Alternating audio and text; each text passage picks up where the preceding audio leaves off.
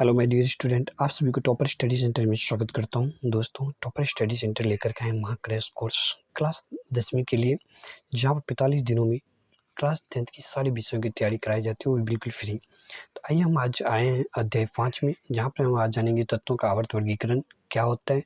इसलिए दोस्तों, आप इस सीरीज की पूरी वीडियो देखने के लिए हमारे यूट्यूब चैनल को सब्सक्राइब जरूर कर लें, साथ ही बेल आइकन बटन को जरूर क्लिक करें, ताकि इस तरह की नई वीडियो और कोर्सेज जब भी मैं जो अपलोड करूं तो आपसे सबसे पहले नोटिफिकेशन पहुंचे, आप उसको देख पाएंगे। तो आइए हम स्टार्ट करते हैं अध्याय 5 में तत्वों के आवर्त वर्गीकरण क्या होते हैं। तो दोस्तों, तत्वों के आवर्त वर्गीकरण जानने से पहले हम जानेंगे सबसे पहले तत्वों के बारे में। तत्व क्या होते हैं? तो ऐसे पदार्थ जो एक ही प्रकार के अणुओं से मिलकर बने होते हैं, उसी को हम तत्व कहते हैं। जैसे कि सोडियम हो गया, सोना हो गया, मैग्नीशियम हो गया आदि। ये सब क्या है? तत्व है। यानी आज तक 118 तत्वों की जानकारी प्राप्त हो चुकी है। इन सभी तत्वों के गुण भिन्न भिन्न है। इनमें से 94 तत्व प्राकृतिक रूप में पाए जाते हैं, जो कि आपको मालूम भी होगा। तो आइए जानते हैं तत्वों के आवर्त वर्गीकरण क्या है। सबसे पहले ज्ञात तत्वों को धातु एवं अधातु में वर्गीकृत किया गया। जैसे जैसे तत्वों एवं उनके गुणधर्मों के बारे में ज्ञान बढ़ता गया, वैसे वैसे उन्हें वर्गीकृत करने का प्रयास भी किया गया। ठीक, इसके बाद जानते हैं तत्व को सुव्यवस्थित ढंग से पढ़ने के लिए तथा उनके अध्ययन को आसान बनाने हेतु उनको वर्गीकृत भी किया गया। जैसे कि हम इसको व्याख्या के रूप में जानते हैं, तत्वों की ऐसी व्यवस्था जिसमें निश्चित अंतराल के बाद समान गुण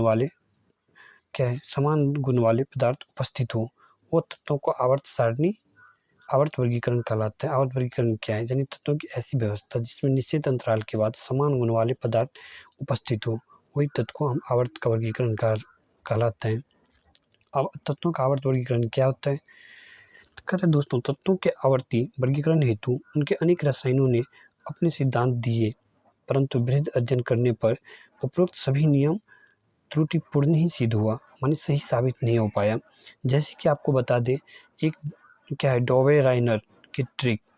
सन 1817 में जर्मन रसायनज्ञ वुल्फगॉन्ग्स डार्विनायर ने समान गुणधर्मों वाले तत्वों के समूह में व्यवस्थित करने का प्रयास किया, यानी उन्होंने कोशिश किया। फिर उन्होंने जब तत्वों को उनके बढ़ते हुए परमाणु के भार के अनुसार क्रमवार लगाया, तो 3 तत्वों के समूह प्राप्त हुए, जिन्हें उत्तरिक कहा गया। ठीक, अब डॉवरे राइनर ने बताया कि ट्रिक के मध्य तत्व का परमाणु भार अन्य 2 तत्वों के औसत होता है। कैसे होता है? जैसे कि तत्व का परमाणु भार जैसे CQ यानी 40.1, SR 87.6 और BQ 137.3, इस तरह से उसको प्राप्त हुआ। अब क्या डॉवे राइनर की ट्रिक की सीमाएं क्या थी? उस समय तक ज्ञात तत्वों में केवल 3 प्रकार के ट्रिक ही ज्ञात कर सकते थे। डॉवे राइनर ट्रिक जैसे lithium, NaK, Ca, Sr, Bq और Cl, Br, I, इस तरह से उसने इस ट्रिक का उपयोग किया। इसके बाद न्यूलैंडर्स का अष्टक सिद्धांत क्या कहता है, ये जानते हैं। कहते सन 1866 में अंग्रेजी वैज्ञानिक जॉन न्यूलैंडर्स ने ज्ञात तत्वों के परमाणु द्रव्यमान को आरोही क्रम में व्यवस्थित किया। न्यूलैंड ने तत्वों को बढ़ते परमाणु भार के क्रम में व्यवस्थित किया, तो पाया कि प्रत्येक 8वें के गुण पहले तत्व के समान थे।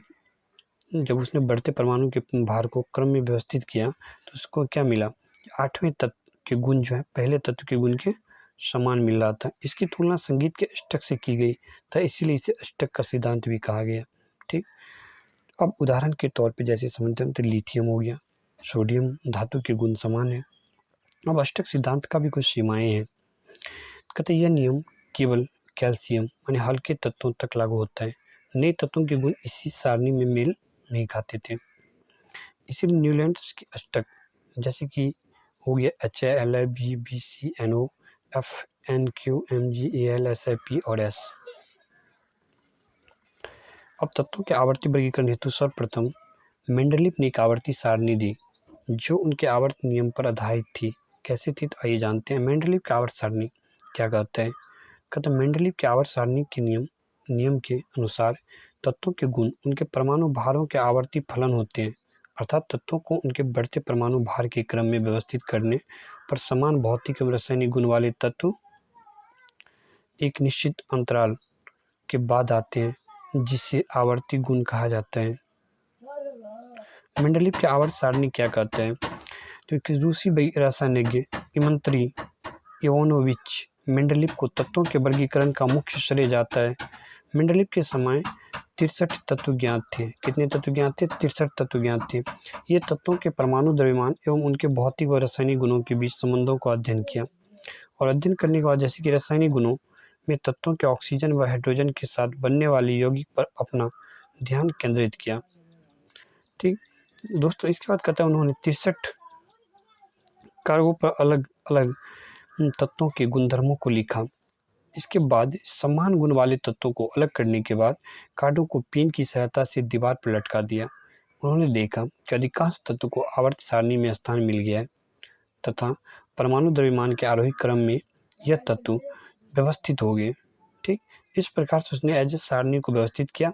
मेंडलीव की आवर्त सारणी के गुण क्या थे? आइए जानते हैं इसके गुण के बारे में। मेंडलीव ने अपनी आवर्त सारणी में तत्वों के परमाणु के भारों को बढ़ते हुए क्रम में क्षैतिज पंक्ति में व्यवस्थित किया। कौन से पंक्ति में? क्षैतिज पंक्ति में व्यवस्थित किया, जिन्हें श्रेणियां कहा गया। क्या कहा गया? क्षैतिज पंक्ति को श्रेणी। श्रेणियों को 7 क्षैतिज, यानी कितने क्षैतिज में? 7, याद रखना। कलमों को बांटा गया, जिन्हें आवर्त कहा गया, और एक श्रेणियों को 8 खड़े कलमों में बांटा गया, जिन्हें क्या बोला गया? वर्ग, जिन्हें वर्ग कहा गया। आइए जानते हैं जिन्हें वर्ग कहा गया। अब मेंडलीव की आवर्त सारणी से तत्वों एवं उनके यौगिकों का अध्ययन सुविधाजनक व क्रमबद्ध हो गए। मेंडलीव की आवर्त सारणी के दोष क्या थे? तो मेंडलीव की आवर्त सारणी में हाइड्रोजन की सही स्थान वो नहीं दे पाए जो उसको होनी चाहिए। समस्थानिकों व समभारिकों के आवर्त सारणियों में स्थान देना कठिन था। तब आधुनिक आवर्त सारणी, आधुनिक आवर्त सारणी सन 1913 में हेनरी मोजले ने बताया कि तत्व के परमाणु द्रव्यमान की तुलना में उसका परमाणु संख्या जेड अधिक आधारभूत गुणधर्म है। यानी तदनुसार मेंडलीव की आवर्त सारणी में परिवर्तन किया गया, तब परमाणु संख्या को आधुनिक आवर्त सारणी के धारक स्वरूप में स्वीकार किया गया। परमाणु संख्या क्या होता है? तो दोस्तों कहते हैं परमाणु संख्या को जेड से निरूपित किया जाता है, यानी परमाणु संख्या के अणु के केंद्र में पाए जाने वाले प्रोटॉन की संख्या के बराबर होते हैं। अब आधुनिक आवर्त सारणी में तत्वों की स्थिति क्या है? तो आधुनिक आवर्त सारणी में 18 ऊर्ध्व स्तंभ है, जिन्हें समूह कहा जाता है, तो 7 क्षैतिज पंक्तियां हैं, जिन्हें आवर्त कहा जाता है। ये याद रखना, 18 ऊर्ध्व स्तंभ है, जिन्हें समूह कहा जाता है, 7 क्षैतिज पंक्तियां जिन्हें आवर्त कहा जाता है। किसी भी आवर्त में पाए जाने वाले सभी तत्वों कोषों की संख्या समान होती है, जैसे कि लिथियम 2x, बेरियम कितना होता है? बी, बोरन Cn, इन सभी तत्वों में कोषों की संख्या क्या है? समान है। एक समूह के सभी तत्वों में संयोजी इलेक्ट्रॉनों की संख्या समान होती है। सभी तत्वों में नीचे जाने पर कोषों की संख्या भी बढ़ती है। ऐसी धात्विक गुण क्या होता है? तो धात्विक गुण का अर्थ है कि किसी तत्व के पास परमाणु द्वारा इलेक्ट्रॉन त्यागने की कितनी क्षमता है। इन धात्विक गुणधर्म का मतलब क्या होता है? धात्विक गुणधर्म होता है धातुएं आवर्त सारणी में बाएं तरफ है और आवर्त में बाएं से दाएं जाने पर धात्विक गुण कम होता जाता है, क्योंकि इलेक्ट्रॉनों पर नाभ की आवेश बढ़ता है, अतः इलेक्ट्रॉन त्यागने की प्रवृत्ति घट जाती है।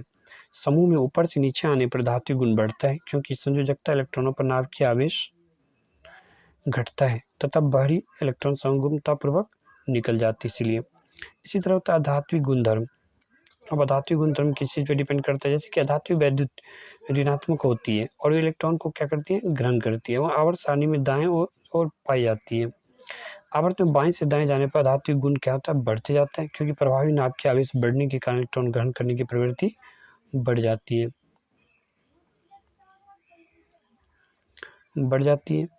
अब इसके बाद देखते हैं हम